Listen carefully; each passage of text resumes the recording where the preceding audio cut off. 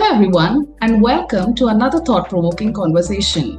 As the way we learn, work, and lead continues to evolve with AI, digital transformation, and automation, professionals today are constantly adapting to stay relevant. Amidst this shift, many women are playing a powerful role in shaping the future of workplace learning, driving innovation, embracing change, and leading with impact. In today's discussion, we explore the theme Women Shaping the Future of Workplace Learning, navigating AI, digital transformation, and adaptive leadership.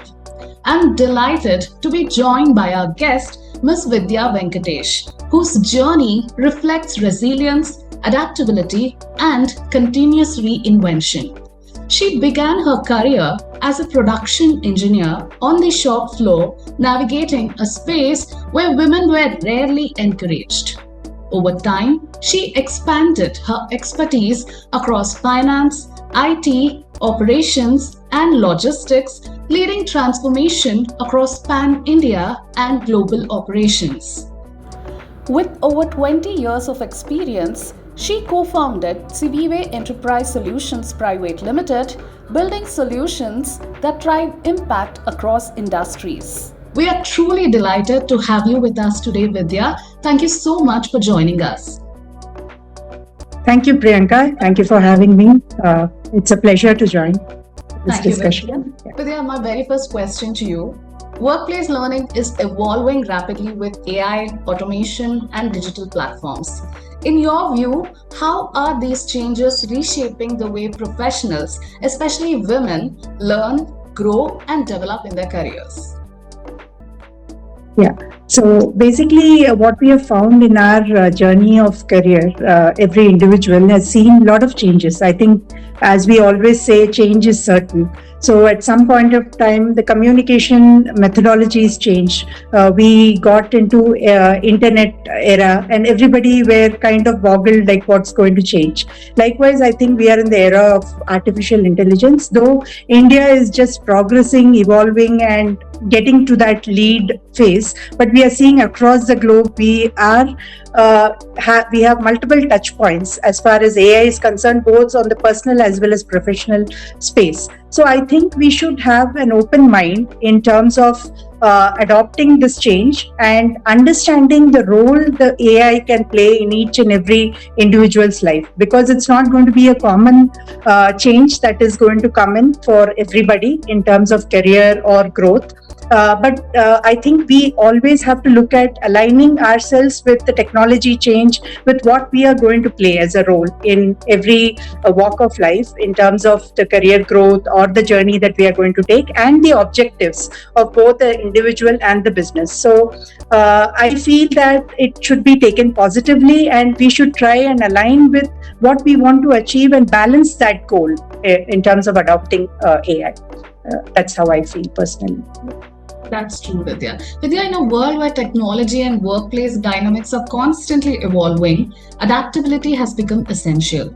From your experience, your journey so far, what does adaptive leadership look like in practice, and how can women leaders develop this capability while navigating change? Yeah. I think leadership itself has shaped up in multiple facets over a period of time, because I started my career in 1990s, and then we are seeing how leadership has evolved. Now, leadership is no more a path given by somebody and then you follow. Leadership itself, playing a leadership role and being a leader itself is a challenging space, because then you set an example of yourself in amidst your team members, and you treat them as colleagues and counterparts in your growth, and rather not as a follower. So the leadership changed from being a conservative leadership era to a service mindset of leadership, and then it evolved into adaptive leadership. So setting an example as a leader, I think, is an important goal of every team lead, whether it could be a group of 2 members or it could be an organization. I think as a leader, we'll have to set up the goal of the business in terms of the company, the organization, the value system that the organization is shaping up to, and the alignment that we bring among the team members is the major goal. So definitely a leader should be more adaptive in terms of understanding the changes that are happening outside and within the organization, as well as reflecting on what we had been earlier to what we need to grow. So I think as a leader, and specifically women, there are multiple challenges in terms of growth. So we have to be very open-minded, and we will have to look forward to more challenges, embrace it with positive outlook, and then take it forward because as a woman entrepreneur or a leader, we are always face challenge at every step, whether it's growth in terms of the corporate growth or the opportunities that we get. We always face challenges, but learning is an important aspect today in everybody's life, be it a male or a female member or anybody else in the organization. I think if you are not learning continuously and you're not upgrading yourself, you're lost in the growth path. So I think it is an important element in terms of understanding this, aligning with the goals, because learning also should give you an application-oriented learning. It's not just textbook learning or knowing something. It also should be applied in the way that is useful to the industry, useful to your company, useful to you as a person, and then take it forward. I think that is the way forward in terms of being dynamic and being adaptive. So open-mindedness and learning attitude, I think, is the key for anyone growth. Yeah. True, Vidya. Vidya, can you take us through your journey as a woman? You said you started in the 90s, right? So far there has been a lot of changes that you have seen. You have faced innumerable number of challenges. Can you take us through some of those prominent points wherein, you had to kind of, catch hold of your strength? You had to kind of showcase your leadership. What were those challenges? What were those moments like? Can you share a few with us? Yeah, sure. So as I said, my journey started with a tough environment, because those days, even getting into a course which is more mechanical, more shop floor oriented, was difficult. Even joining an engineering course was taken as a kind of a thing. Oh, are you going to take this? Will you be able to survive in this environment? That's the way people used to think. And when it came to career and industry outlook, definitely that was the starting point. But I think the resilience and the persistence of aligning with what my objective was in terms of the growth path, and understanding how I should be able to navigate through, because the more you are solution oriented and you showcase that you are a person who is open to work with a team which are only male members, probably 99% of them, but you are still able to put your opinions, put your solution forward, and look forward to work as a team and not show you as an individual, as a woman. So that has been a good aspect which has brought me into this growth path, and people have accepted that Vidya is an individual who can grow, but not as a woman seen in a male environment. So I think that is a icebreaker for me from the start, and that has actually, I had a lot of mentors in the industry, in the manufacturing sector, who has given me that strength, and also taken me along to say that you are given a forum where you can give your best in terms of how you think, because as an individual I can think in the same way as you think or anybody else's think. Gender is not going to matter there. That is the ice-breaking moment for me in the starting years. So after a couple of years, I could break that barrier, grow in the way that every individual wants to grow in their career, get multiple opportunities. Also to look at breaking barriers does not mean only the team, but also the horizon that you are looking at. different opportunities, because opportunities can come at any way. You just have to pick it up, see the fitment of your growth path and take it forward. It should not be with a boundary of department or your functional or your qualification, but it should align with your objective in terms of growth of the company and you see as individual within the company.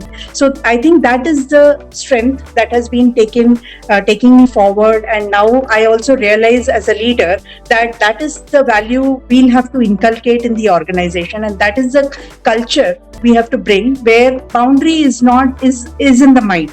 So it's something we'll have to navigate through and take everybody along, bring that inclusivity in terms of breaking the borders of understanding the role each and everyone plays and the backgrounds that each and everyone comes through. I think that is a strength every leader should have. And that's been my strength across my journey. That's nice. Vidya, if we talk about you, Vidya, as a woman personally, and we talk about you, Vidya, as a professional and as an entrepreneur, what were those moments where Vidya had to outgrow herself? Like, for example, I would say, somebody might be less talkative, but they have to communicate. They have to put across what they feel. So that would be a breaking moment for that individual. So similarly, what were those moments for you when you had to outgrow yourself, personally, to ensure there was professional success? Sure. So I think that's a very good question, because it aligns with how, as a person, I am. I'm not a person who can negotiate well. In terms of trying to, maybe thought process is there, but my negotiation skills were not good. But I had to break that ice. I think one of my mentors, who is also a co-founder with me in this organization, Venkatesh, he has pushed me. I think I was able to push forward that aspect that yes, I can do it. Once I faced that fear of failing at a negotiation table, or in terms of getting through that expectation from the other party, I should be able to break that boundary and move forward. I think one of the key aspects that I have been able to break through is the negotiation skill, and also highlighting and portraying the positive from a person perspective, like what are my strengths, expressing that, because I always used to feel that I'm doing my work well, I'm able to complete my objectives well, goals well, so people should look at me and they would identify me. Then I understood that it's not going to be enough. It's something which you will have to portray yourself, present yourself in a way that people understand the best of you.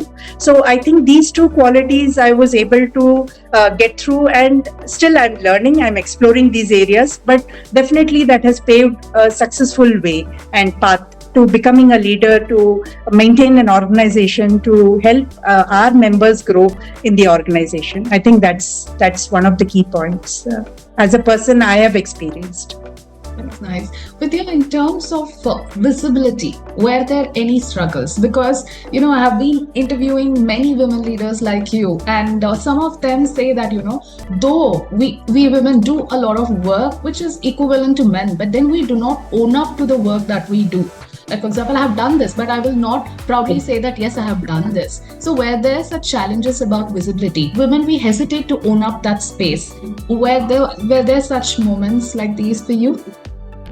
True. So that's one of the qualities which I said was a lacuna in me, or the weakness in me, where I was not able to. I would have done that work. I have done in multiple ways, but I wouldn't stand upfront and say that this is my work and take the credibility of that. I would happily pass it on to somebody in the team to do it. Probably even have a very important presentation done, not by me, though my work has been in the background by me. So that is one, like multiple presentations, because I was working with a startup before I started this organization, and there were multiple investor related meetings where I also played a very key role, because one of the pillars of starting this whole journey was one of the key members, but I never went ahead. but my colleagues would do that, take up that opportunity and do it. That was a learning process, and after a couple of years of understanding that expressing myself and what my ideas are on a common platform or a forum is definitely important, and that's when your ideas will be appreciated, your work will be appreciated, and your growth will be visible. I think that's very important to understand, because when I manage a team now, I tell my team that maybe it might be a very small thing, but unless you talk about it, you discuss about it, people around you wouldn't know your strength, or they wouldn't encourage you or motivate you in the right manner. So I think it's very important element, and you're right in saying that visibility is key today. Like even with our kids or the children around us, we keep telling them that you are doing your work, but it doesn't stop there.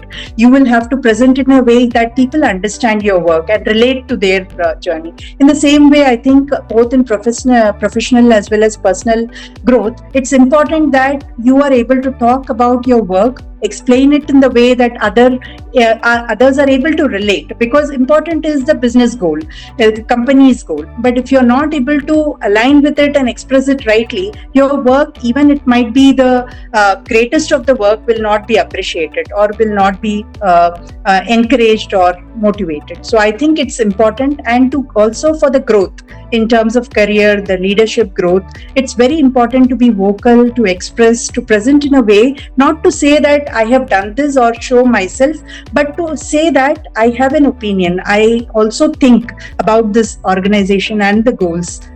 So I think it's a key element, and definitely I've experienced many. Yes, Vidya, so far you have, transitioned into various roles and responsibilities from, a leader leading teams, through working in a startup, to now becoming an entrepreneur. You have definitely changed a lot of roles and responsibilities. What would be your suggestion to women who want to do that, but then there could be some sort of hesitations or fears that might holding them back? So to such women, what would your message be, Vidya? I think the important element of growth is reflection. Like as an individual, we'll have to keep reflecting every day what we have been able to achieve today. What is the work that is responsibility that we have taken? Are we happy with the outcome or the output that we have given? Are we happy in terms of the recognition that we are getting today? I think the introspection and the self-reflection is something which should be a very important element of growth, because we don't look at what we have done, reflect well. And this is something I have learned very recently, because reflection is something which can definitely say that, okay, this is where my fear is. As you rightly said, everybody has a fear of failure or fear of not being recognized. But unless you break that and come out and say that, yes, I have this strength, I have this weakness, recognize both strengths and weaknesses, and say that I am able to work on this strength more, and I'll start exploring the ways to shift weakness to the strength path and start working. So I think we should break that. Let your fears be in front of you. You start facing your fears and reflect against it. You might have a mentor or a friend or a colleague who can help you in terms of getting that support. So I think important is communication, because today is an era of communication, making yourself known, your thoughts known, because we are all called thought leaders and thinking leaders, right? So design thinking, critical thinking, everything is about what you're thinking about yourself and the things around you. So I think communication is key. Getting to know yourself through others is also a good medium.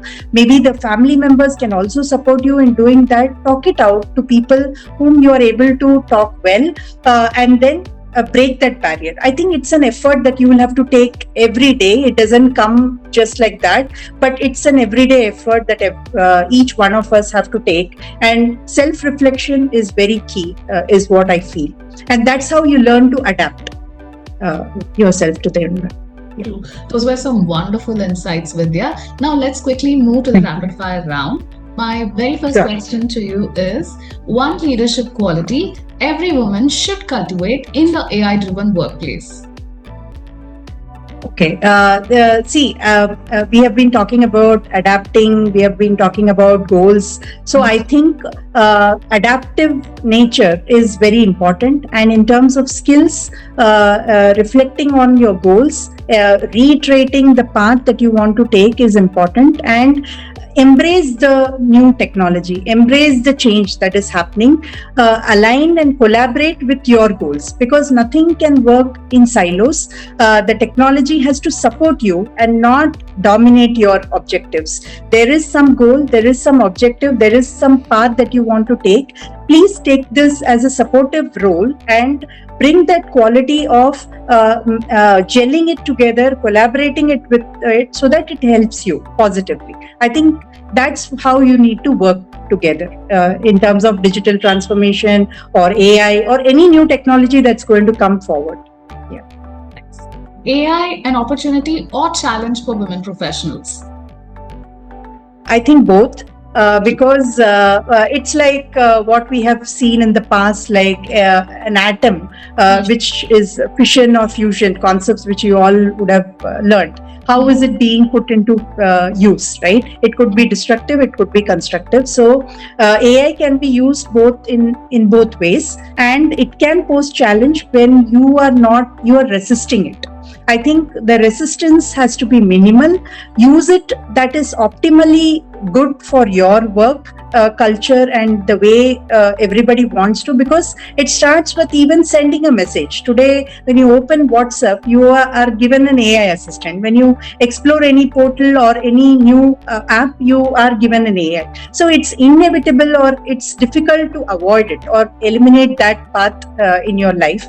So I think slowly we'll have to know that this is there with me. This is going to be a partner with me in both my professional and personal growth. So adapt it in an open manner, start learning it, open the horizons, and make it convert the challenges into opportunities. But there are challenges if you do not use it well, I think, from that perspective. Yeah. One skill that will be indispensable in the future of work? I think critical thinking, design thinking, being thought leaders, because the thought process, AI is also being done by a human thought process, right? So everything is how you have evolved yourself in the changing, because you see dynamically things are changing, era is changing, there are new challenges that is going to come, because AI is not the end. It would pose more challenges, human lives would have more challenges going forward. So the thought process that is strengthening from a psychological perspective, emotional perspective, as well as your opinions shaping up in the right way. So I think becoming thought leaders, becoming critically thinking in every aspect and every step of your life is important to grow as a leader, to grow as a person as well. That's...